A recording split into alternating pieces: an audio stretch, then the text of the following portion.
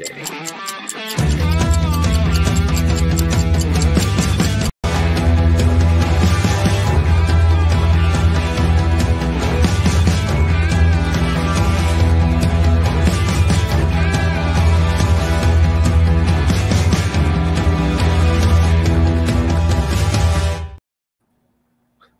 to Road to Blake Street Banner, where one of us knows what the word banter means, and the other one's just along for the ride. Lewis, say what's up.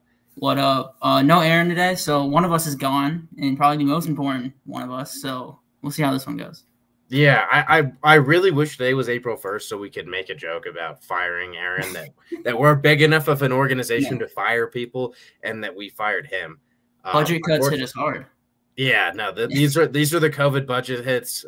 3 years later, 3+ years later, we're fighting through. But yeah, no, we're going with that, Aaron. This is weird for all of us. This is a first definitely on a road to Blake Street. He's been on every single episode, so we're gonna do what we can to fill in. This is a pretty fun week. I mean, the Rockies minor league system has been. Let's exclude one team, the one team we all know. Otherwise, it's been a pretty fun start to the season for the other three affiliates. I was gonna say that one team too did have a walk-off to end the series, so they also had some fun. And they are putting up like a silly number of runs. Like they gave up, what was it, 72 runs in 6 games. We'll have a little bit more coming up. We'll dive into some of these general topics, and you can hit us off with this first one. A guy who Keith Law liked more than everyone else. So, I mean, there's a caveat there, but now that caveat's kind of taken away, that he's getting a little bit more love. Sterlin Thompson? Yeah. Top 100. First time we had a first baseman in there since, I want to say 2022, when Toglia made it. He doesn't have a position right now, and Keith Law loves him, so I don't really know what to say about him. It's kind of funny. I mean, we see especially how someone like Zach Veen has started this year, and we'll talk about his success in a moment.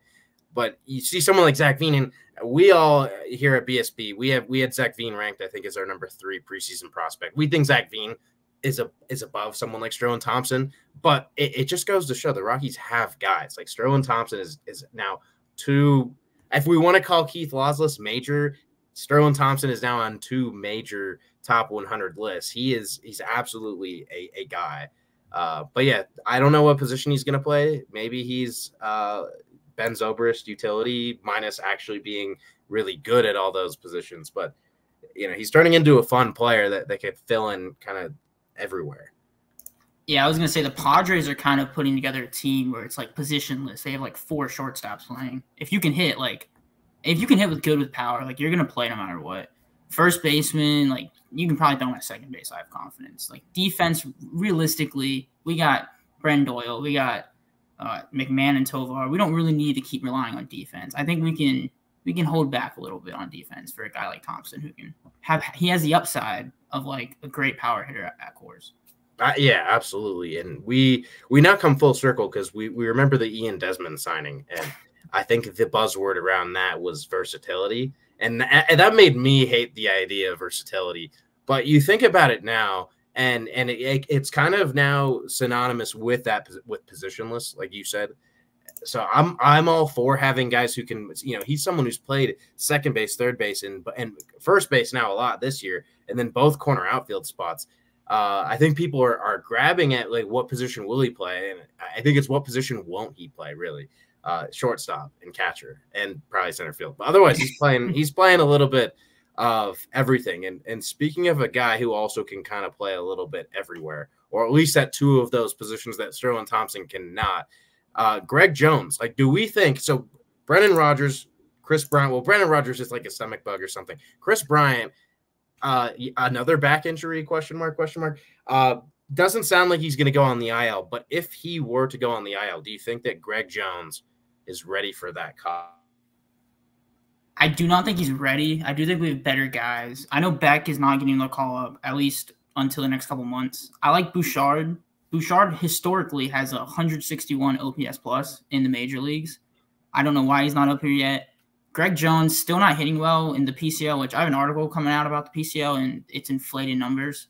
It's crazy down there. He's hitting like, I think, 700 OPS, which is just not. That's like 500 OPS at Coors, at Major League Ball. That's just not good.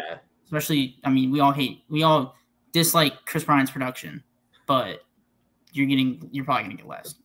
I think as of right now, he would be you're subbing in some speed and defense, but I like it. You needed that tonight. Sterlin Thompson, yeah, you kind of needed that. But as we said with Sterlin Thompson, speed and defense at least is not exactly what the Rockies need to chase.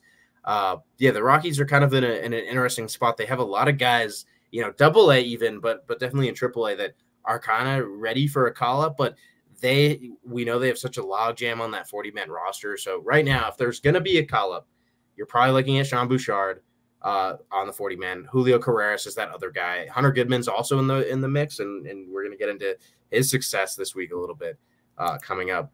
The other big storyline that we have to get into, and people are going to be very happy to hear this. We see the Chase Dollander interactions on Twitter, so we know people are craving this headline that the pitching has been absolutely fire. There's several guys to pick from, but who has been the most exciting for you, and maybe the one that's exceeding expectations the most? Because I think we know who the most exciting has been. I'm gonna go Sean Sullivan, which I think it's really funny if you look at Spokane. I know we'll get to it later. Victor won Player of the Week in Spokane. It wasn't Chase Dollander, wasn't Connor Stain, it wasn't Sean Sullivan. It was Victor, I think, Yorez. I never pronounced the name right. But I'm going to go Sean Sullivan. He's silly strikeout stuff. He's going to strike out anybody. I think he let up 3 earned runs, but that's just like the inevitable. He's going to let up earned runs. And he's still great. I think he still leads the team in strikeouts. And he's like 21 or something crazy like that. Or like 18 in 2 games. Strikeouts correlate. And ERA doesn't correlate that well. If you look at MLB compared to like single A, strikeouts correlate. You can be really good at ERA-wise single A. It still might not correlate if you don't have the stuff. Yeah, I think he's at 19 strikeouts right now. And the funny thing that I found today, his fielding independent pitching, which some people might not resort to as like a super reliable stat in the minor leagues and whatnot. His fielding independent pitching is the lowest in all of minor league baseball right now. I mean, that's just kind of nutty.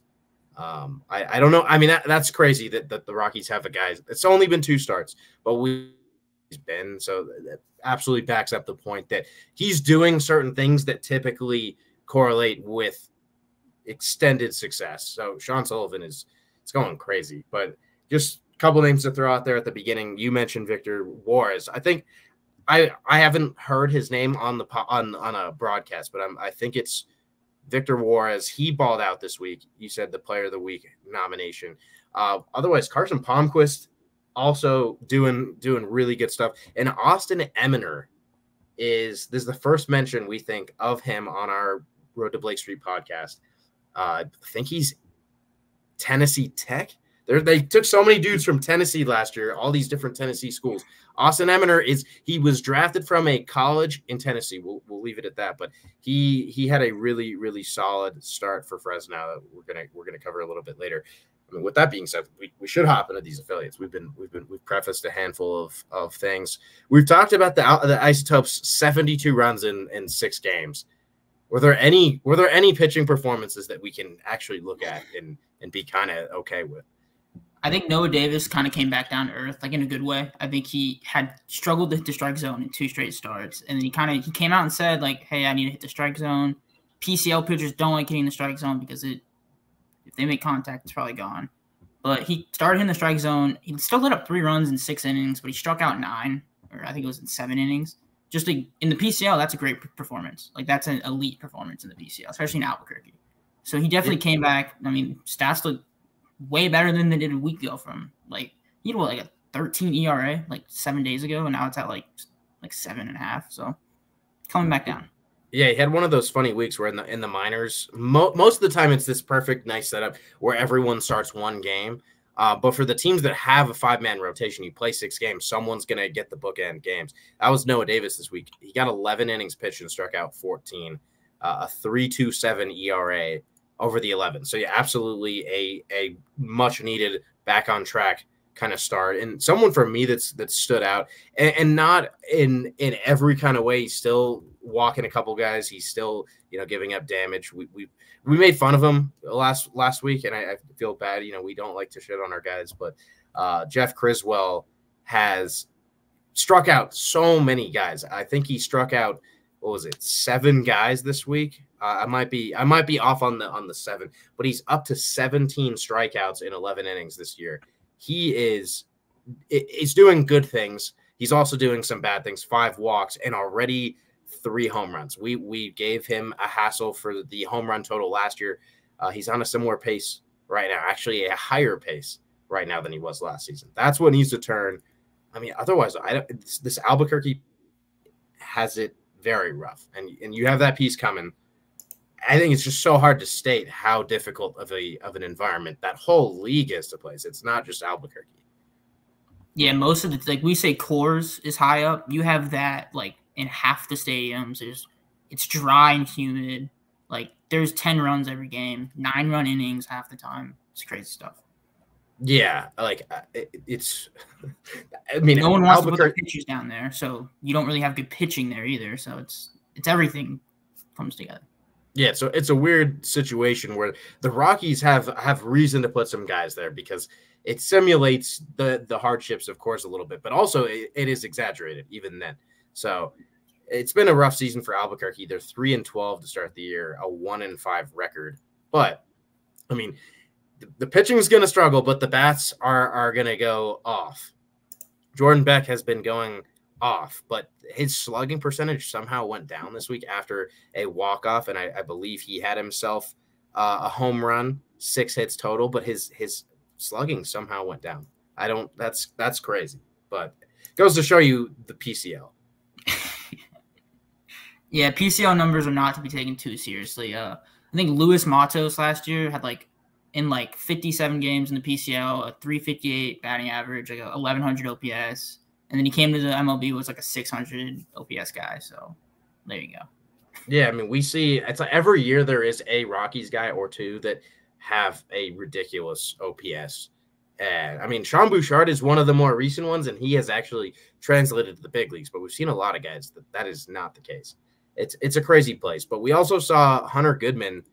He's sort of riding the show. I'd say more he's staying steady. He hasn't had any bad weeks, but he also has not been meeting his expectations entirely. But this week he did manage to, I think he got on base 6 times, 4 extra base hits. So Hunter Goodman with a very quality week. Hopefully he's a momentum guy. So hoping that this is momentum. What do you think about Drew Romo? First and foremost, Drew Romo, but then also Aaron Schunk and Julio Carreras, who are 2 bats down there that in this environment that we keep talking about, they are not in the form that we'd like to see. I'm worried about these guys. Drew Romo especially. I think we put so much stock into Drew Romo being the future catcher. Defensively, we know what he's worth. We know what he's doing. Offensively, though, you can't hit in the PCL. I will say, I said this on Twitter to, I think, our boy Garrett earlier, or Grant, I think. My bad. I told him, I was like, we're at the point of the season where you can have one really good game and your season is flipped. Your tallies are completely flipped. We saw that with Veen. We'll get into that later. So I still believe in him. It's still early. He's a slow starter, too. We've been there. With Schunk and Carreras, Schunk kind of came back. He had a couple great games this series. Carreras, though, 140 batting average, 182, 189 on base. I don't even know what to do with that. That's not even your providing value to get on base. We'll get to Amador's stat line later, which is insane. But he's striking out 18 times. It's a lot. It's just everything's going wrong for him. Carreras is really the one that, I mean, already it's crazy to do it so early, but I think the panic button has to be hit on Carreras, that he's that next guy. We had Warming Bernabel get DFA'd and people kind of freaked out about that. I think Julio Carreras is the logical, if they need a 40-man spot, who would roster Julio Carreras right now? It has been a very, very slow start for him. And this is kind of who Julio Carreras is. He is a guy who will have months where his OPS is sub 600 or maybe even sub 500. And he's going to have months that he matches that with where his OPS is over 800, over 900. But when he's in a rut, he's really, really in a rut. I will throw some love to Drew Romo that he actually managed to have 9 hits this week, which I was not aware of. I think he had a 3-hit game, and then he had 2 other multi-hit games. So he is starting to find himself, but just 2 extra base hits in the PCL, no walks yet. So some signs of life, but we're needing a lot more from Drew Romo. He needs to sort of lead that pack of the 3 struggling isotopes, kind of out of the cellar there.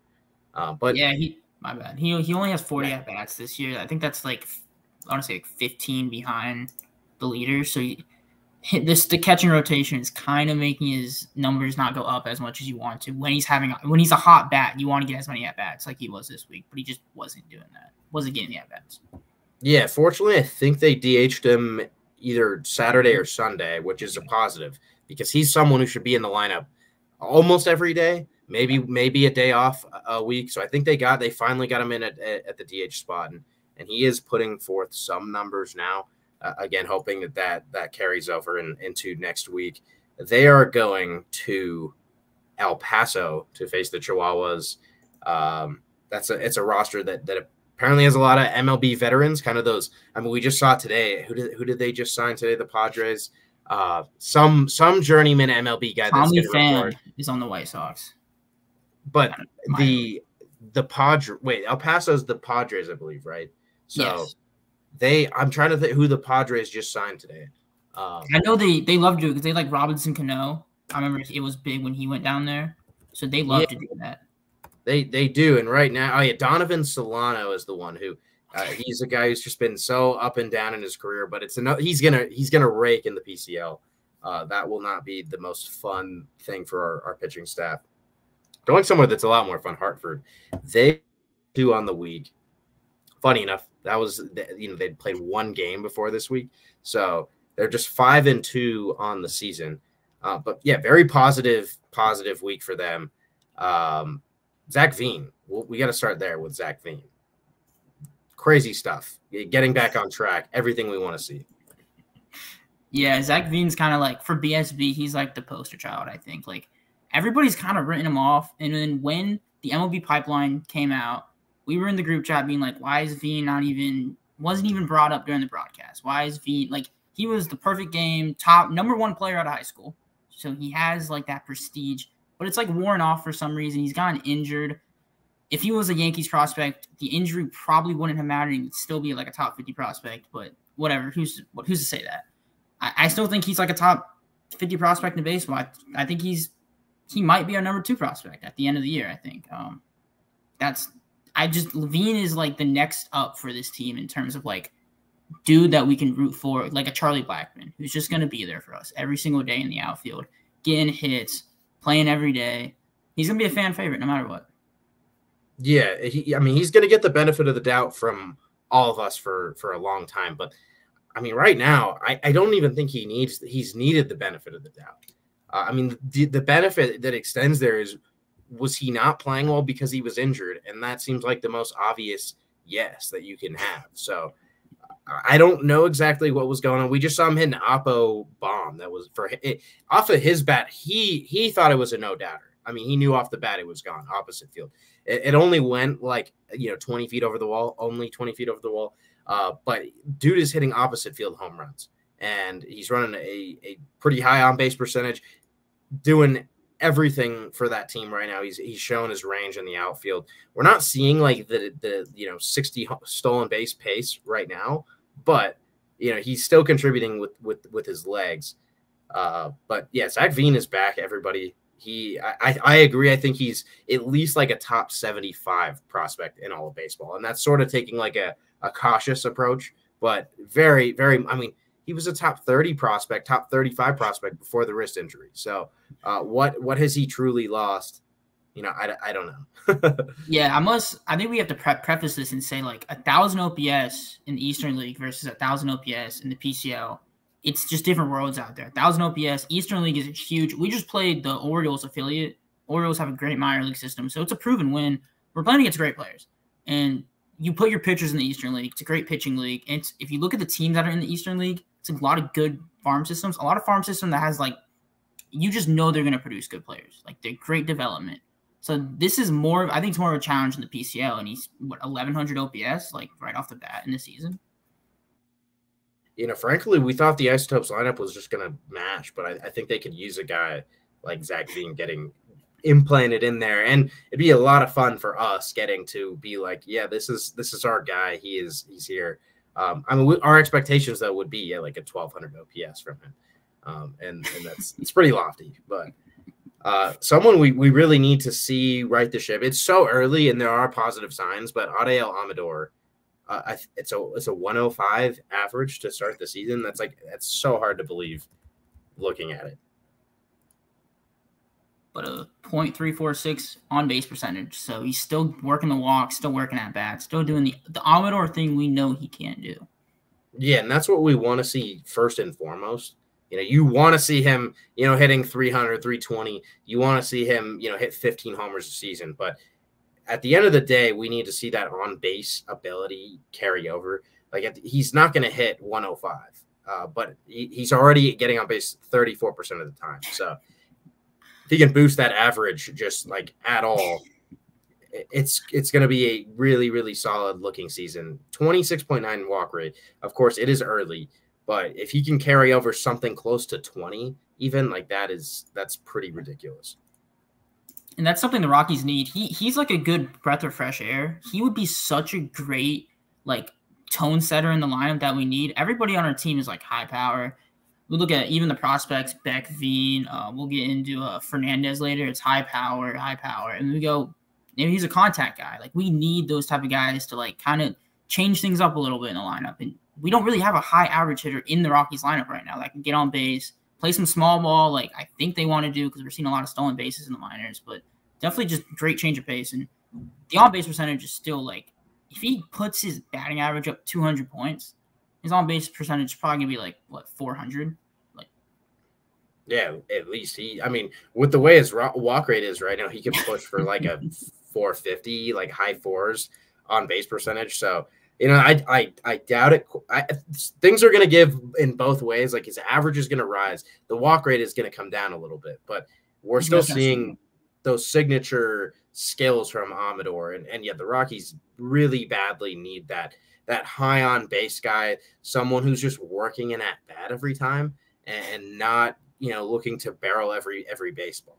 It is much. I've seen some at bats from him this year where I'm kind of like that's like a half swing, but we know he can hit for power. So it's not that, he's just a Raimel Tapia slap hitter that can actually draw walks. You see kind of an aptitude there, though, that he is not looking to just swing his heart out and swing really like as hard as he can every time. He's someone who pick up hits, but right now in the very early going that can be unforgiving, he's still doing, great things. So like we talked about Julio Cruz pressing that panic button. That's not the case with Adael Amador yet. Not at all. And I was going to ask you, I'm not really aware with past minor league seasons. Has there been a player in the minor leagues that has been great at getting on base, good defense, that hasn't gone past the quadruple A player name, I guess? Quadruple A. Usually it's high strikeout, high power guys where you're let's take a chance, and they don't get away from that. No, exactly. I think you would have to have other tools that aren't really carrying you. We know in his case he's a solid runner. The on base and the defense is gonna carry the day no matter what too. But he's gonna give you some value on the base paths. And really, we don't. I mean, even if this is a crazy nightmare scenario, this should keep people up at night if this was to happen. If he was a 240 hitter at the big league level, that'd be a bad outcome for someone with his talent level. He could still be a good player because he would walk 10% of the time. He would play, solid defense at second base. He'd have some speed. That's where he's at. So it's hard to imagine that he does turn into the Rockies have had so many of those, the quad A guys. The one that really comes to mind, Kyle Parker, a throwback former first-round pick that everyone thought was going to be the guy, and then in the big leagues just couldn't put it together. It's that kind of raw hit tool, and that's the opposite of what Amador is. So good things are coming with him. Have some patience. Someone who maybe does need to have more patience, but it's still just mashing Benny Montgomery. Like, I wasn't expecting him to come out of the gate so hot. I was shocked to see today, before we started recording, that his strikeout rate is at 44% right now. Again, that big asterisk next to all of this is the small sample so far, but he's just having a crazy explosive start to the year. Yeah, 44%. I didn't know that until I'm looking at it right now. Yeah, that's worrisome because how often is he going to carry this 1,000 OPS? Even if he's still swinging the way he is, he can get unlucky. We're seeing like Montero get unlucky every other at bat. So with a guy with like a high strikeout, I think we literally just talked about it. You kind of heighten your chances of becoming a bust because there's less probabilities of just like random shit happening. Like if Amador is going to hit the ball like every other at bat, you can get an error, and I think that's what we're kind of missing on the Rockies front. So I hope he cleans it up because I don't want another one of these at bats where it's like strikeout or double, like or home run. Like that's not. We need another at bat that isn't like that, like a Charlie Blackmon type, where it's just like he's going to work an at bat. If he gets down in the count, you're not really worried he's going to play safe. He's going to foul off a bunch of pitches, eat up at the pitch count. I mean, most of these guys in the outfield, like they aren't doing it. I mean, even Vladimir Estudillo hasn't walked this year, so it's kind of the same we're seeing throughout the minor leagues, and it sucks to see it with Benny because we all love Benny. Yeah, I mean, this is one that I'm almost ready to plant a red flag, and it's so weird because if you just kind of are looking on Twitter and you're seeing clips, you're like, Benny Montgomery's having maybe the best prospect season right now, but then you look under the hood a little bit, and his strikeout rate is going to drop, but how far is the question? And if he is striking out like 30% of the time, I think that raises huge concerns about his ability to translate offensively. Clearly the power is developed. That is a huge plus because, he's a guy who hit 10 home runs last season in 109 games, not quite what we wanted to see. He had 16 career home runs coming into this year. Already has 2. I mean, he's an eighth of the way to his career home run total in the smallest fraction of at-bats that he got those previous 16. So there are clearly really good things happening. But if he continues to strike out at this level and not, draw the walks, we're seeing an aggressive approach. We're seeing a swing that's maybe prone to those breaking balls that are, especially the vertical ones. I've seen him swing and miss at a couple curveballs already this year that weren't necessarily unhittable pitches. So there are signs to watch out for, to be a little bit worried about. If he's striking out too much, I just don't know that he's going to translate into a good big league player. We mentioned with Amador, the speed and defense is going to give a guy a good chance to be a good player. And then it really hinges on whether a guy can just get on base in other ways. Yeah, I agree. I think if you can't hit like for average or if you strike out a lot, if you're not like a Kyle Schwarber, then it's really tough to play you out there. Yeah, and we all have seen with Benny Montgomery's swing, the second he was drafted, people were pointing out the hitch in his swing. And early in his career, it was kind of like, well, this guy is still making a lot of good contact, and he's making really good contact right now. But we're finally seeing where potentially the hitch in his swing might be the reason he's struggling to keep up with, good secondary pitches, and then that's leading to the high strikeout rate. Hoping that this is, again, another blip on the radar, kind of like Ariel Amador, except in the inverse. Hopefully those guys can, balance out. Like, let's find some balance between the two guys. Amador, better results on balls in play. Benny Montgomery, better results on balls that are not put in play. So we will hope for those two guys. I mean, they could be a really dynamic duo for this lineup. Benny's obviously doing it right now, and Amador is setting the table still. So just those are two of probably the most interesting storylines, crazy in their own opposite ways. Some less crazy stuff going on in Hartford. Sterlin Thompson with a pretty solid week. He hit 350 this week, 7 hits. He's striking out a little bit too much too. I mean, that's kind of you've mentioned it just a little bit ago in terms of the strikeouts, the walks. He's striking at 38.5% of the time so far, 11.5% walk rate. I'm less worried about him. We know he's a good pure hitter. He's going to make a lot of contact, but it's tough seeing that trend just all around these lineups. Yeah, it gets a lot better when we get down there to the single A and high A, which I don't know if you want to take walks into account there, but we'll get to that later. Another guy I want to talk about, Vladimir Estudillo, who feels like has been in Hartford for like 10 years. I feel like he's a seasoned vet there. I feel like everybody knows his name. Every time I turn it on, he's making a play, whether that's in the field or that's sometimes they DH him because his bat is so good right now. I mean, he had the most hits, or I think the second most hits in the Eastern League last year, which is kind of not a great stat because you don't want to be in the Eastern League for all of 1 year when you're doing that good. But he's just a great pure hitter. I think he'll be on the Rockies at some point in his career. I tweeted out he's going to be a Rockies player that you forget, and I stand by that. He's going to play a couple games, and you're going to forget about Vladimir Restituyo, but he's put in one hell of a shift here in this first couple games. Yeah, he's doing work. What's crazy? Hang on, I gotta see his career. How many times has he walked in his career? I'm gonna set without looking right now.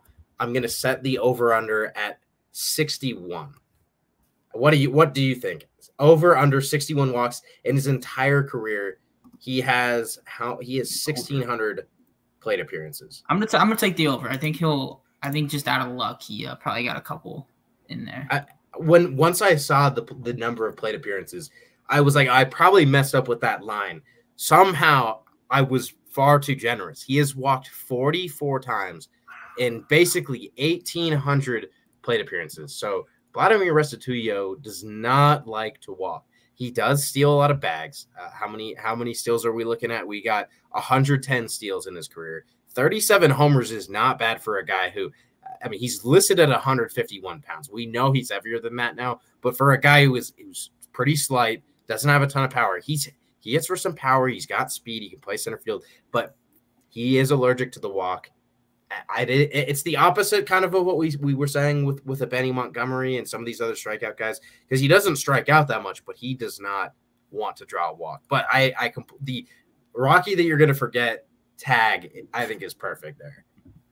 And with a guy that has speed, like, you want him to be like, you want to tell this guy, like, hey, like, get on base. Anything you can to get on base. You get on base, you steal, that's a double, basically. In my mind, that's a double. You walk, you stolen base just as much as a hard hit. But he just, at this point, I say this a lot with, like, guys that are, like, we kind of know who they are. I think Restituyo, we kind of know who he is, although he's turning 23 in a couple months, so he's still pretty young. Yeah, he's one of those really – the Rockies have a lot – I mean, the international guys get a jump start. They're all starting their pro careers at 16. He's one of those that didn't miss a beat early in his career and was doing things outside of the box score, like, you know, running the bases really well, playing against center field that got him pushed forward. He's still young for the level. That is what's crazy. But I think you do see a correlation sometimes with guys like that they are trying to compensate for you know, being so young at the level and he's swinging at a ton of pitches. It also fits with his, you know, the speed. There's one camp that you could say, like, try to get on base by any means, and that could mean two different things, like try to draw walks or just try to put anything and everything in play. And he is the latter, which he right now his on base percentage is lower than his batting average. Those are always really, really fun to see. Very weird lineup in Hartford. They are producing. They are a very good team. Again, 4-2 this week. A lot of that was because of their offense, although their pitching staff, we haven't gotten there yet. Pitching staff, very solid. Carson Palmquist. I mean, if you had one word right now to describe how he's pitching so far this year, what would that be? I'm gonna go surprising. I didn't really think he would be this good right off the bat, especially like Eastern League. It's a pitching league, but you're still gonna have to face at bats. Like, Sandro Basalo is like the fifth ranked player in MLB Pipeline, and he couldn't get hit against us. So, like, I'm excited about pitching because I look at Spokane. I'm like, we need to call these guys up. They're dominating. But then I look at Hartford. And I'm like, well, I don't want to call these guys up to AAA. So what do we do? Like, there's a log jam. There's not much we can do because these guys are really good. Yeah, it's tough. And if I'm going to throw one word on Carson Palmquist, it's unhittable. And we've seen that with Sean Sullivan, Chase Dollander. Carson Palmquist has let out 4 hits this year in 10 innings.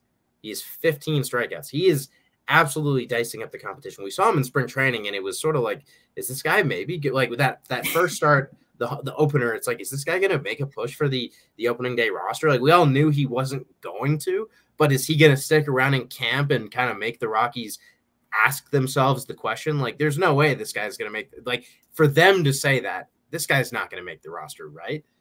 but have to actually think about it for a sec. That I was hoping that happened in the spring. In spring, it didn't quite, but there have to be rumblings right now. Like, is Palmquist maybe the most MLB ready guy who's not on the 40-man roster? I think there's a really good case of, excluding the veterans like Ty Block. Carson Palmquist might be that most MLB ready guy who's not on the 40-man. And yet, like you said, you don't want him to go to AAA because that could kind of foil a lot of what's going on. Yeah, it's interesting if you look at other teams, especially like the Braves, how they handle pitching, where like they send them up so quickly, where we're kind of like, we're gonna hold you here for 6 months, we're gonna send you up, finish the year there, then we'll send you up again. We're so much more slow with it. I feel like, I mean, Dollander too. If Dollander was in that Brave system, he'd probably be in like AAA by now. But so it's definitely just an interesting the way we use these pitchers. Maybe we should switch it up because is it working? Is it how we developing these guys? Should you try to, since the Tommy John thing is such a big deal, should you try to limit these guys inning in the minor leagues and just get them up as quickly as possible and use their innings pitched in a professional MLB like scene?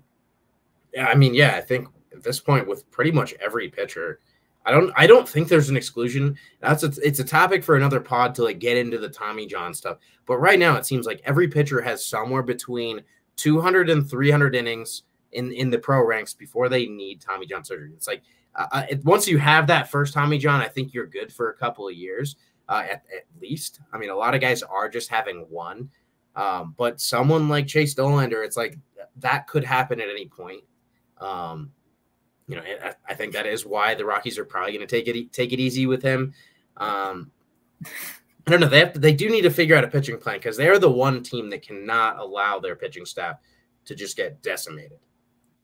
I was going to say when the Tommy John stuff came out, I know this isn't what we're talking about on the pod, but if a lot of pitchers are going to get hurt with Tommy John, I actually think it's advantageous to the Rockies because you're seeing a lot of these. I mean, if you look at like the Cy Young votes from 2 years ago, like 7 out of the 10 are out right now with like Tommy John surgery. It's insane. I do think that because I think we can produce these league average pitchers. I think we have a lot of dudes in the system who will just become a league average kind of like 0 WAR guy that you can throw in there. And I think it's advantageous for us to have a bunch of those guys to pitch instead of like relying on 1 or 2 dudes in the top of the order, top of the lineup. Yeah, I definitely hear you on that. Like when you lose a Spencer Strider or a Garrett Cole, fortunately not out for the year, but you lose a Spencer Strider, and it's like, can we win the World Series without our number one? Like obviously the Rockies aren't contemplating World Series right now, but if you lose your number 1 starter, like that is a gut punch followed by an uppercut. Like it's completely destroying the team morale. I mean, I'm sure they wouldn't admit that, but that hurts to see, like, arguably the most important player on the team. I mean, for the Braves, they have Ronald Acuna, but otherwise, like, might be the most pivotal guy on the team because he could win the game for you without anyone else doing much of anything. He could get you 7 innings. Every team has a guy. The Rockies right now don't really, and so in some ways, you can spread out the wealth. This is a real optimistic spin on it, but I absolutely hear what you're saying. It's probably better to have 7 stable guys who can come in. Tommy Johns are going to happen. Then have 2 really good guys, a couple good guys, and then not have the depth. So the Rockies are in that position. Someone like Carson Palmquist, like again, I think he is capable of throwing MLB innings right now. If someone gets injured, Carson Palmquist could get inserted into the rotation. For sure. And otherwise on the pitching front, Bryce McGowan, their bullpen's been nasty. Bryce McGowan with 2 perfect innings this week. Dugan Darnell struck out 6 in 4 innings pitched. And we saw some nasty stuff from Jaden Hill. And I mean, there's other guys in that pen too. This is not an all-inclusive list. They have a very dominant bullpen. So Hartford's a fun team to watch. We got to lock in there. I know Aaron loves Angel Chivigi. Great name to say. Got, I think, 2 saves this week. So, I mean, everybody there is just kind of killing it. Yeah, I mean, but Juan Mejia, another guy on that 40-man roster. So, yeah, that is like definitely the best bullpen in this system, and a lot of guys who are going to make an MLB roster at some point very, very soon. Dropping down a rung, the Spokane Indians. I haven't looked league-wide minor league baseball. I guess it's technically like one big league in some ways. I think the Spokane Indians might have the best roster. They've started out 8-1, and there are a lot of key cogs. We have alluded to a few of these guys already: Chase Dollander, Sean Sullivan, even mentioned Victor Juarez a little bit. They had 3 other guys deliver 16 innings this week and allowed 1 run between the 3 of them. And those aren't even those bigger 3 that we just mentioned. That is a crazy rotation down there. Who of that rotation besides Dollander, Sullivan, Juarez, who do you have your eye on the most? I've always loved Connor Stain. I think I talked to him, so I have this like almost like a personal thing with Connor Stain. It's like, I've talked to you before. I really know you. I think he seems to be, he was one of the few players I've ever seen be like, I look at rankings, I look at scouting reports, which is like a great, like, I think that guy is going to be able to adapt to anything. He's not going to be like, oh, my fastball is good enough, I don't need to work on it. Like, he's going to know, he's going to want to adapt. I think he's the 6th starter, and I don't think he has an earned run all year. And I mean, saying that is crazy because no one has an earned run as a starting pitching unit for us. I think there's only 3 earned runs for 8 games, 9 games. So, but I love Connor Stain, but you can't go wrong with anyone in this starting rotation. Yeah, it's pretty crazy to see Mason Green, Blake Adams. Those are 2 guys that have sort of been lost in the shuffle. I mean, Mason Green, I think he made 9 starts last year and pitched out of the bullpen otherwise. Like mostly a reliever last year. Mason Green comes out, delivers 6 innings, 1 hit. Blake Adams comes out, delivers 6 innings, 2 hits. Both of those shutout. They combine for 10 Ks. Like, those 2 they just earned themselves like a long look in the minor league rotations. I think that was already the case for Blake Adams. He was ridiculously precise in Fresno last season, got that promotion to Spokane, and kind of, sputtered out there a little bit, but he pulled a classic Blake Adams Fresno start, 2 hits, no walks, 6 Ks. That's what he was doing in Fresno. If he can do that in Spokane, he's going to enter that Hartford rotation at some point pretty soon. Yeah, and I mean, as a team, we have a 2.06 ERA, the best in the Northwest League. We're giving up 0.96 WHIP, 0.188 average, like insane numbers. Even the bullpen's doing it with those numbers. Yeah, and I mean, it's crazy to hear that the ERA is at like 2 because I want to say the rotation is probably at like a 1. It's 1-1, 1-2. It probably is, less than 1. They've had like 5 or 6 shutout starts at least. I think they've allowed 9 games. They've allowed 3 earned runs all year. I mean, like, 4. Yeah, they are doing some ridiculous stuff, and I think it is literally 4 all year because those, if I'm not mistaken, that first mini series they didn't allow a run in the rotation. Yes, so and then this week 1, 2, yeah. Yeah, so they're doing ridiculous things in that rotation. I mean, that was like the quickest we've gotten through a position group in this pod. Like we took a long time with our, like, it's the best position group though that we have talked about. It's crazy. Keep an eye on the Spokane rotation. We're hoping that the Spokane Indians actually have a good broadcast. I mean, they have not had a broadcast in recent years. They allegedly have a broadcast. It was not live the first half series. Then they went to Tri-City this week, and it was a camera angle in the broadcast booth looking through a net. So I didn't tune into the Spokane games. I'm a stickler for the center field typical broadcast camera angle. If I'm not at the ballpark seeing it live, I don't want to see it from a bird's eye view through a net. So we're hoping to be able to watch Spokane a little bit more legitimately in the coming days. But there's some sneaky guys with the offense there as well. I'm going to let you take your pick on a guy who is, off to a hot start. I'm gonna go Dean Jorge. It's kind of a cop out. Like everybody knows Dean Jorge, and that's how you know he's good is because he's like 19. He's like my age, like me doing this, and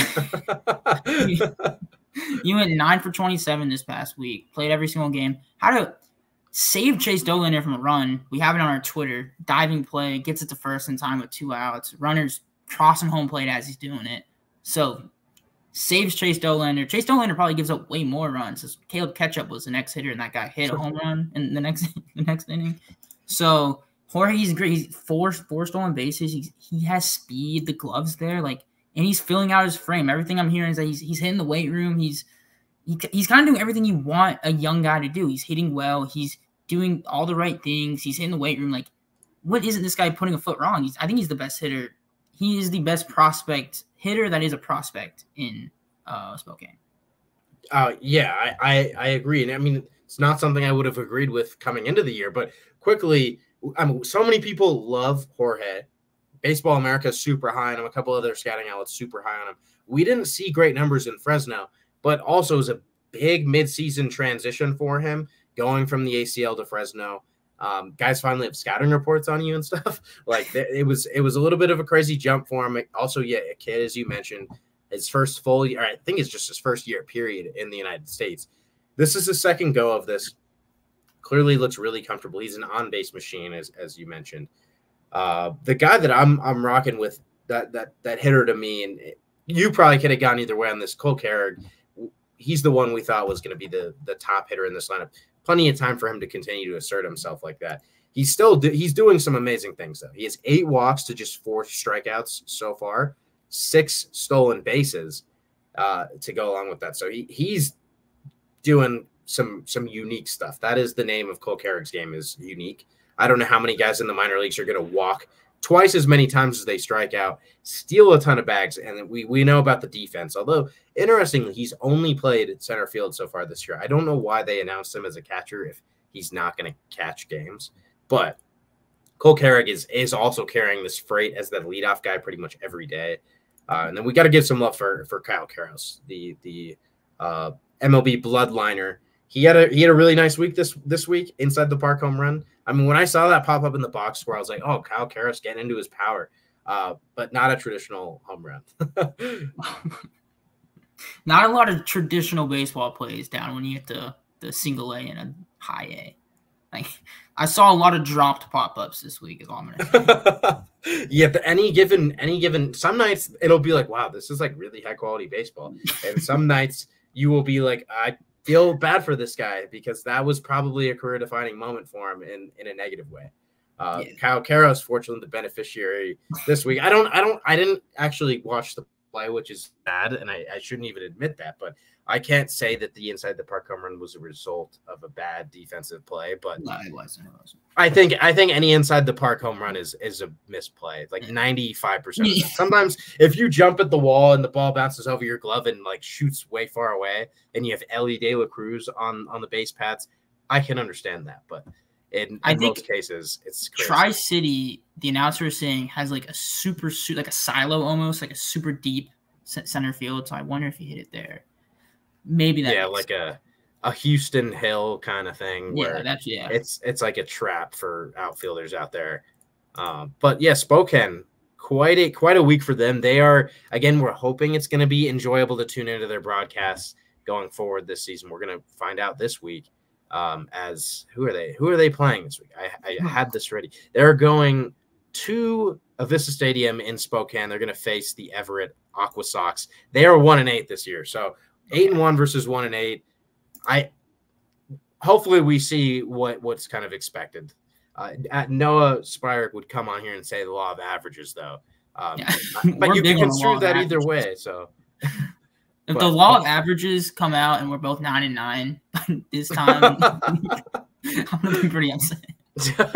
that would be a very baseball thing to have happen. Yeah. But starting rotation gets beat up. It's yeah, Chase Dollander gives up 9 runs in 2/3 of an inning. Knock on wood to undo the jinx I just laid. I think it's just Caleb Ketchup that has his number. I'm pretty sure. Yeah, and before we move on to Fresno, best moment of the week. I believe Connor Stain gave up a home run to Caleb Ketchup. That's an all-time matchup. Ketchup Stain. We need to see that in the big leagues at some point. I hope Caleb Ketchup can hold up his end of the bargain. Trade for Caleb Ketchup. I don't think we need middle infield, but I laughed very hard when I saw That's that. going in an article when at the trade deadline, like what to expect. I'm writing a Caleb Ketchup. Like the Rockies are targeting Ketchup. yeah, like act like it's real. Like, the BSB account. Rumor not a parody. Not a parody. But Fresno on this, they had 2 games postponed. Well, I think they had a game postponed, and then they had their double header postponed. And like it's California. It is this typically very dry area, but I guess April is weird. We've seen, already some postponements in the minor leagues. First time missed a long time, but when was the last one? 2022 in Fresno.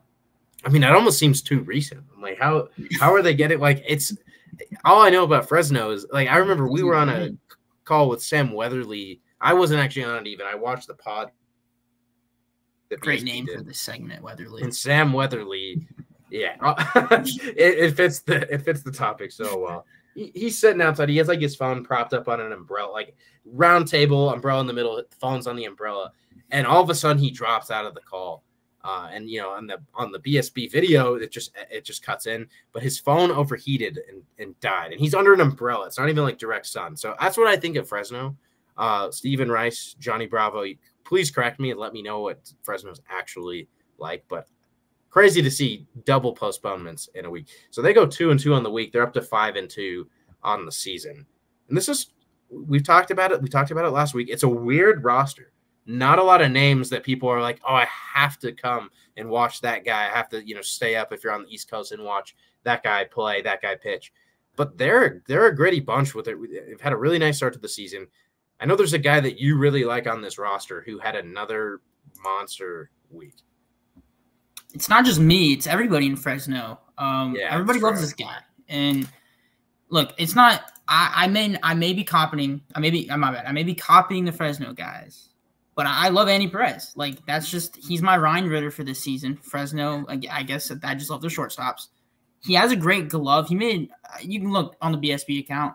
He made some great plays, and I know when he makes a great play because I don't watch the games. Like that's not my full attention. I'm doing something else, and it's on the side. Stephen Rice screams when anything happens. It's awesome. That's why I love watching. It's so easy to clip.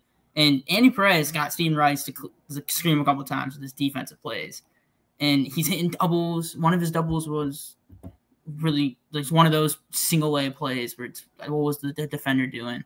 But he's only 19. He's hitting well. Plays great glove work. And the middle, like I said this last week, we've seen this story before. We're seeing it with Jorge, Andy Perez.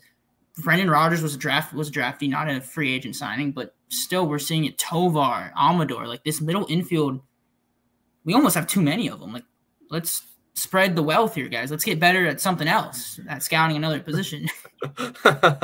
I mean, I guess it correlates with those guys who are playing. They're like viewed as a shortstop. I mean, we all knew when we played baseball growing up, like usually the shortstop on your team, the opposing team is like just the best player. And the question is for a lot of them when they get to the pros, like, are they actually good enough to play shortstop? Like they're good enough to do everything else. There's a reason they're playing shortstop, and it's because their talent level for baseball is so high. Andy Perez, though, the athleticism there is pretty special. I'm glad we're seeing that turn around. Last season was rough, and we were all kind of like moderately high on Perez last year. This 18-year-old in Fresno.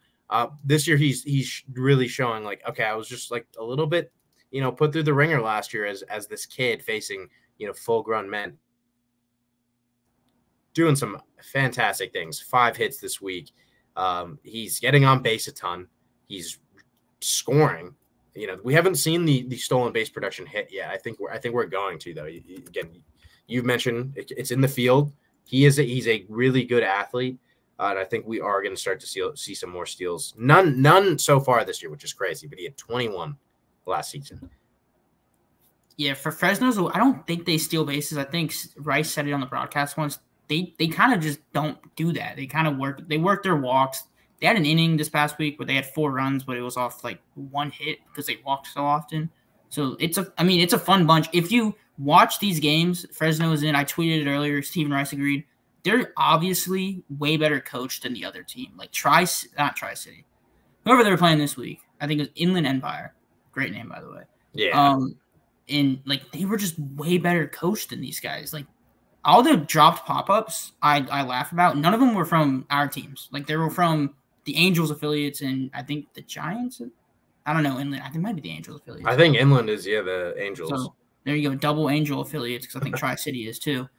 Those guys, I don't know what they were doing, but it wasn't our guys. Fresno takes their walks. Like, they don't have an impressive batting average, but when they hit the ball, there's someone there to score. So, love watching. Yeah, I mean, it's smart. The stolen base kind of hesitancy is smart. Either you're kind of a team that goes all in, or you should be reserved. Yeah. I think it comes down to, like, that's a AAA organization. Realistically, I'm sure they're stoked to be affiliated still with minor league baseball, but they have the facilities and the resources there to do a lot of really good things. And clearly, everything is clicking for them, strategically. So I was not aware of the conscious strategy not to be stealing bags, but it does make sense when you look at, they have a lot of good athletes on that roster and not a lot of stolen base attempts. Someone who I don't expect to really steal a lot of bases this year, ironically, he did have one this week, Braylon Wimmer. And this was not that, the follow-up we wanted from his really hot first week last week, but still a guy, 444 on base on the week, 4 hits, 3 walks, 2 strikeouts, and a stolen base. Braylon Wimmer, not going to give the same spiel as last week, but there's a lot of talent there. One of the higher floors on this team. So keep an eye on him. And it's a lineup that's going to need these guys who are fringe stars to become stars for them. And right now we've seen that already with Andy Perez and Braylon Wimmer. They are stars for that Fresno lineup. On the pitching side, it's been pretty promising for them. Not quite as dominant as that first week, but there's some guys who have really, really stood out. Yeah, I mean, there's one guy we're talking about, Jake Madden. We'll talk about him later, but Austin Emner. I don't know if the people know Isaac. I don't know if he's ever been on a pod, but Isaac loves Austin Emner, and Isaac probably knows baseball more than most people. So I'm gonna take his word for it. I mean, he loves him. He watched him play. He's like, "Yep, this is exactly what I thought he would do." And he had I think he only let up 1 run on some weird hit. Like, I think it was like 2 hits earned, and so there you go, 2 hits, 1 earned run, or 2 earned runs, whatever. Striking out a lot, which we already said correlates to the MLB level. You strike out a lot of guys, it's good. Good things happen. Yeah, and I was frankly not expecting him to do what he's done. He was a 16th rounder and finally going to get the school right. East Tennessee State University. It's one of those schools that you're like, does that actually exist? But it was a great first start for him. He's a 6'4" left-hander. I did not get to tune into his start, so I'm hoping to see maybe some of the velocity readings and just kind of how its secondary pitches are operating. But when I looked into the college data with him a little bit, I was like, this is a solid pick. You always want to gamble on left-handers, especially with size. And Austin Emner is exactly that. And so far in his minor league career, he struck out 14 guys in, I think, 8 1/3. So he is doing kind of what this new trend of Rockies pitchers are doing and striking out a ton of guys. Someone who didn't strike out a lot this week, but has strikeout stuff, Jack Mahoney. He made his second start. He only struck out 3, and I believe it was 5 1/3. 5 1/3, 3 Ks. He did give up 2 earned runs, which, wasn't quite his dominant first start of the season. But Jack Mahoney, Stephen Rice coined it that this was going to be kind of the best player on the team. And so far, I think Jack Mahoney has absolutely been the best player on the team. It has not always been pretty. He's a 2.61 ERA, so he's not dominating like a Sean Sullivan or a Chase Dollander. But Jack Mahoney looks like that next guy up to be, profiling for the Rockies rotation. Yeah, and that's what you expect out of like a college arm. You don't expect them to go through like the growing pains we see like the international guys go through when they get thrown into Fresno. Like, you see the first half for some of these guys, it's like, oh, first time really playing big league ball. But with Mahoney, it's like he was just in the SEC, which I don't know where the SEC would be in the minor league rank, where they would rank, but it's pretty good ball, and it's showing. I mean, he's not dominant, but he's still, a 2.6 ERA. I mean, come on, that's. If you put that up season long, that turns out to be pretty special. So it's been a very solid start for him so far. A couple other pitchers just to note: Colin Baumgartner, undrafted free agent from Kansas, up to 7 Ks in 4 1/3 shutout innings. He's doing work. We didn't get to see Jace Kaminska this week follow up his shutout debut this season. Those rainouts from happening. But then one more name that has really stood out to me. Huge fan of him coming out of the draft, Bryson Hammer, and he lives up to the name with a hammer. This week, a hammer curveball, I would like to specify. But 4 strikeouts in 4 innings so far on the season. He had a good week this week. And then Isaiah Coupe, another guy we didn't get to see follow up his season debut. Fresno will get a full week of action. But you alluded to this already. There's 2 guys on this Fresno team that we've been very high on, as starting pitchers. They have both made now 2 relief appearances, and there doesn't appear to be a sign of them entering the rotation. What are we thinking about that? I don't even know, because Jake Madden, who it's like, this guy's talented. What are we – like, I don't want to be like – I hate acting like I'm smarter than the people in charge, because I'm not. Like, I'm just strictly not. All right? Let's be real here. But I don't really see the vision with this. We kind of have – you can throw in another starter. I'm pretty sure Fresno only has 5 starters, if I'm not mistaken. You can do a 6-starter thing and then just do once a week like every other, team does. But who's the other guy? Is it it's the weatherman himself, Sam Weatherly. Weatherly, there you go. I was looking for the name. He's been a lot better, but like I don't want a good reliever. I want a good starting pitcher to give me 5 innings, and I think he bodes as a starting pitcher, and it hasn't failed yet. Like I think you should only go into a reliever role unless you're like Jaden Hill's perfect, right? Like we've seen him, we've tried him as a starter, injury. Now he's a reliever, he's dominant. Like I think we need to do that. We're kind of letting these guys go a little too early, and I think it's only going to hurt us. Oh, completely. And I can act like I have more information and am more suited to make these decisions than those that are making them. But you look at Jake Madden, and it's I was tooting the horn coming into the season that he might have the most pure talent of the pitchers in the system. And I would now, clearly say that Chase Dollander and Sean Sullivan, although Sean Sullivan's like relying on deception, not necessarily the pure skill. Jake Madden has a live arm. That is the kind of stuff that you seek out if you're a scout, and you do everything you can as an organization to try to develop that talent. Jake Madden made like 5 or 6 starts for Fresno last year, and that might be all she wrote on him as a starter. Sam Weatherly makes a little bit more sense with a lot of the injuries he's had, but these guys are in Fresno right now. This is not necessarily the experiment ground. This is where if a guy has talent, you let him do what he can in the best role possible. And for both those guys, that'd be as a starter. So it's a little bit frustrating to see both Weatherly and Madden. I could maybe understand one of them getting that relief assignment, but for both of them to be coming out of the bullpen, it's definitely frustrating. So we'll see if anything changes as the year goes on and they sneak into the rotation. But as of right now, it does not look like that's going to happen. But again, Fresno is going to get a full week. We're going to see really how this team establishes themselves. And yeah, we somehow made it through a podcast without Aaron. I'm in disbelief. And we made it an hour in. I think we're going to be fine after the budget cuts. Yeah, no, I think that we can make more budget cuts. James is off the payroll.